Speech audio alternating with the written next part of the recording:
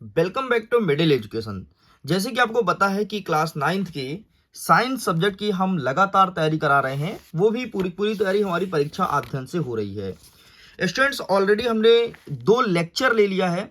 पहले लेक्चर में हमने chapter number first and second को कवर किया है, एंड दूसरे लेक्चर में हमने चैप्टर नंबर थर्ड और फोर्थ को कवर किया है।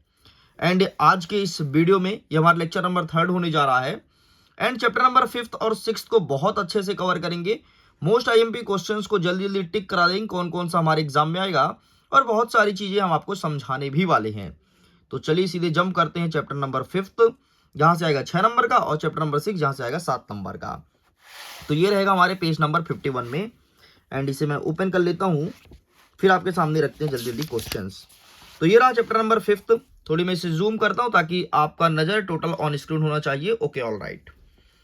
हमारा चैप्टर कहता है कि the fundamental unit of life, ठीक है। एंड यहां से क्वेश्चंस कुछ इस प्रकार से आएंगे। हमारे एग्जाम में पहला क्वेश्चन देखने को मिलेगा कि कोशिका की खोज किसने की है और कैसे की है। तो कोशिका की खोज करने वाले व्यक्ति का नाम था रॉबर्ट हुक, और सन याद रखना 1665 में की है। बस इतना याद रखना, बाकी कोई काम का चीज नहीं है। नेक्स्ट आपको प्रिपेयर करना है कि प्लाज्मा झिल्ली को वर्णात्मक पारगम्य झिल्ली क्यों कहा जाता है। तो ये क्वेश्चन अच्छे से तैयार करना है कि प्लाज्मा झिल्ली और कोशिका झिल्ली, कोशिका की सबसे बाहरी परत है जो कोशिका के घटकों को बाहरी परत से अलग करती है, ठीक है। तो ये पूरा पूरा तैयार करना है आपको। आगे बढ़ते हैं नेक्स्ट क्वेश्चन। 2 ऐसे अंगक के नाम बताइए जिनका अपना अनुवांशिक पदार्थ होता है। तो प्लास्टिड और माइटोकॉन्ड्रिया, ये दोनों तुम्हें लिखना है। नेक्स्ट एग्जाम में देखने को मिलेगा कि माइटोकॉन्ड्रिया के 2 कार्य बताना है। तो सबसे पहले पहला कार्य होता है कि जैविक कार्य के लिए ऊर्जा का एटीपी के रूप में निर्माण करना माइटोकॉन्ड्रिया द्वारा करते हैं, और दूसरा प्रोटीन का संश्लेषण किया जाता है। आगे नेक्स्ट क्वेश्चन कहता है कि जंतु कोशिका का स्वच्छ नामांकित चित्रण है। तो इसके अच्छे से प्रैक्टिस कर लो, ये 4 नंबर का एग्जाम में देखने को मिलेगा। एंड नेक्स्ट देखने को मिलेगा कि पादप कोशिका का स्वच्छ नामांकित चित्र, तो इससे अच्छे से प्रिपेयर कर लेना, ये आपके एग्जाम में आएगा। आगे कभी कभी आपके एग्जाम में जंतु कोशिका और पादप कोशिका में डिफरेंस भी पूछा है, एंड ये देखो 2018, 19, 20 में पूछा है। तो ये आपके एग्जाम में देखने को मिलेगा, तो प्लीज इसका फोटो क्लिक कर लीजिए। नेक्स्ट एग्जाम में आएगा कि कोशिका को माइटोकॉन्ड्रिया को कोशिका का बिजली ग्रह क्यों कहा जाता है। तो बिजली ग्रह क्यों कहते हैं, क्योंकि इसमें माइटोकॉन्ड्रिया की क्रिस्टली पर उपस्थित जो एंजाइम्स होते हैं वो ऊर्जा उत्पन्न करते हैं, है ना, एनर्जी प्रोड्यूस करने का, इसे क्या कहते हैं, बिजली ग्रह कहा जाता है।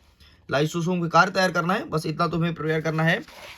आगे देखना है कि लाइसोसोम को आत्महत्या की थैली क्यों कहते हैं। ये क्वेश्चन अच्छे से तैयार करना, बाकी छोड़ दो, कोई दिक्कत नहीं।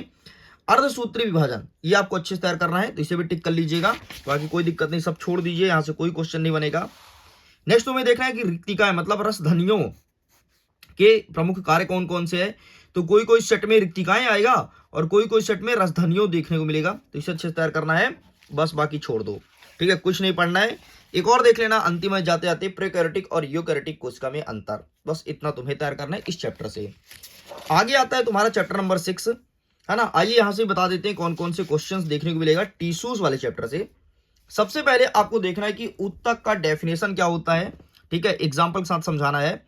तो संरचना व उत्पत्ति में समान कोशिकाओं का समूह ही ऊतक कहलाता है। रक्त, फ्लोएम और पेशीय ऊतक इसके एग्जाम्पल हैं, ठीक है। पैरेन्काइमा ऊतक कहाँ होता है, तो ये जड़ के तने और पैरेन्काइमा जड़ व तने के कॉर्टेक्स एवं मज्जा में पाया जाता है, ये आपको तैयार करना है, ठीक है, बाकी छोड़ दो भाई, कोई दिक्कत नहीं है। नेक्स्ट आपको देखना है जाइलम ऊतक के कार्य कौन सा है। जाइलम और फ्लोएम को अच्छे से पढ़ ही लेना, ठीक है। रंध्र क्या होता है, तो रंध्र क्या होता है, पत्ती में रंध्र होती है जिससे पेड़ पौधे श्वसन क्रिया करते हैं, ठीक है। बाकी ऐच्छिक और अनैच्छिक पेशी में अंतर, तो इसे तैयार करना है, ठीक। इसके बाद आपको तैयार करना है पैरेन्काइमा और कॉलेनकाइमा में अंतर, ठीक है। पैरेन्काइमा क्या होता है, कॉलेनकाइमा क्या होता है, ये लिखा है। एंड एस्केलेनकाइमा और कॉलिनकाइमा ये क्या होता है, तो ये दोनों चीज आपको तैयार करना है, पैरेन्काइमा, कॉलिनकाइमा, एस्केलेनकाइमा और कॉलिनकाइमा, तो ये आपको तैयार करना है, ठीक है। चलो नेक्स्ट आपको तैयार करना है रेखित, आरेखित और हृदय पेशी, ठीक है। रेखित मतलब ऐच्छिक पेशी, देखो यार अलग अलग सेटों में अलग अलग तरीके से पूछेगा। कहीं पर पूछेगा कि ऐच्छिक और अनैच्छिक पेशी में अंतर बताओ, कहीं पर आएगा रेखित और आरेखित में अंतर बताओ, तो कंफ्यूज मत होना, मैं भी इसे क्लियर कर देता हूं। न्यूरॉन का चित्र एमपी बोर्ड का पसंदीदा क्वेश्चन, एक बार नहीं पिछले हर साल पूछा है, तुम खुद देख लो, 18, 19, 20, 22, 23, 24 में भी आया था और 25 में भी आएगा। ठीक है, इसलिए अच्छे से तैयार कर लेना। नेक्स्ट कहता है हृदय पेशी का चित्र, ये भी तैयार कर लेना। बस ये 2 चीज यहाँ से पढ़ना है, बाकी छोड़ दो, कोई दिक्कत वाली बात नहीं है। ठीक है, ये रहा तुम्हारा तंत्रिका भाई। ठीक है, तंत्रिका उत्तक, यही है तुम्हारा न्यूरॉन। देख लो, न्यूरॉन पूछे तंत्रिका उत्तक, सेम टिक करके आना, सेम चित्र बनाना, ध्यान से देख लो और अच्छे से प्रैक्टिस कर लो। ये भाई हम लोग के टाइम से पूछते आ रहा है और आज तक पूछ रहा, मतलब उसका बहुत ज्यादा फेवरेट क्वेश्चन है एमपी बोर्ड का। ठीक है, उत्तक के बारे में ये भी तैयार करना है और जाइलम और फ्लोएम में डिफरेंस। ठीक है, कितने, कोई 3 डिफरेंस, बस इतना तुम्हें पढ़ना है, बाकी कुछ नहीं, छोड़ दो। आगे बढ़ते हैं, नेक्स्ट हम चैप्टर नंबर 7 का ही बता देते हैं, गति। यहां से कौन कौन से क्वेश्चंस आएंगे। ठीक, सबसे पहले आपको देखना है त्वरण क्या है, एक्सीलरेशन क्या है, ये तैयार कर लेना। फिर तुम्हें देखना है अदिश राशि और सदिश राशि क्या होता है, मतलब वेक्टर और स्केलर विथ एग्जाम्पल, इसे प्रिपेयर कर लेना। ठीक, नेक्स्ट आपको देखना है कि एक समान गति किसे कहते हैं और असमान गति। ठीक है, तो ये तैयार करना है, एक समान गति और असमान गति। नेक्स्ट कहता है मंदन को परिभाषित कीजिए और औसत चाल को, तो ये हमें तैयार करना है, मंदन और औसत चाल। ठीक है, चलो इसके बाद आगे बढ़ते हैं, चाल और वेग में अंतर स्पष्ट कीजिए, ये प्रिपेयर कर लेना। नेक्स्ट आपको देखना है दूरी और विस्थापन में अंतर। ठीक है, तो ये तैयार कर लेना, बाकी आज कुछ नहीं पढ़ना है, छोड़ दो, बहुत छोटा ही चैप्टर था। कुछ न्यूमेरिकल क्वेश्चन बता देता हूँ जो 100% आएगा, लेकिन कुछ कुछ सेटों में आएगा।